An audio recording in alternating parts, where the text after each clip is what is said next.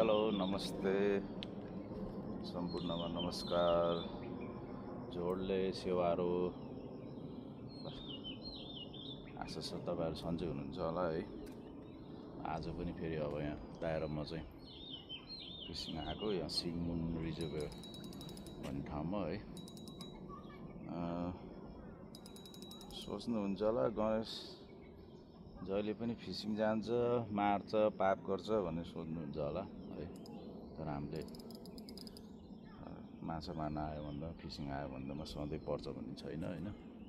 कहिले पर्छ कहिले पर्दैन, परे पनि हामीले क्याच एन्ड रिलिज गर्छौँ प्रायः जस्तो।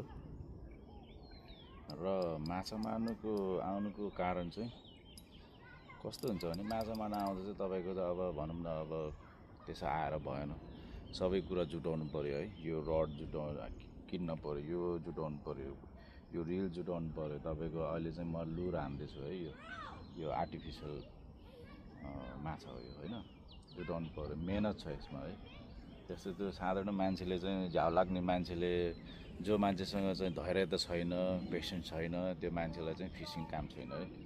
फिसिङ भनेको चाहिँ फिसिङ आउनुको कारण चाहिँ के हो भने चाहिँ अब एउटा चाहिँ फर्स्ट थिङ चाहिँ तपाईँको नेचर, कनेक्ट टु नेचर है। नेचरसँग कनेक्सन हुन्छ तपाईँ हो।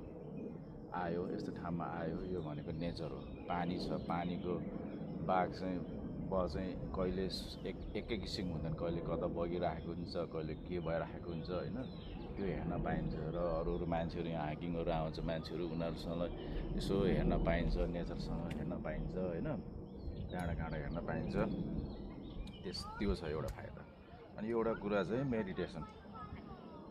फिसिङ आउनुको अर्को कारण पनि एउटा मेडिटेसन जस्तो हो। तपाईँको फुल्ली कन्सन्ट्रेट यहीँ हुन्छ, तपाईँको अरू ठाउँमा कतै माइन्ड डाइभर्ट हुँदैन होइन। त्यसले गर्दाखेरि चाहिँ एकदम स्ट्रेस रिलिफ हुन्छ तपाईँको। छुट्टीको दिनमा घर बसेर मोबाइल चलाउनु बस्नुभन्दा चाहिँ बरु आयो फिसिङ गऱ्यो, स्ट्रेस रिलिफ है।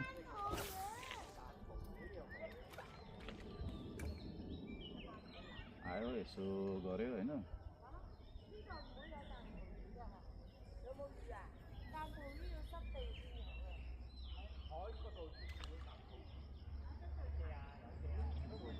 त्यसैले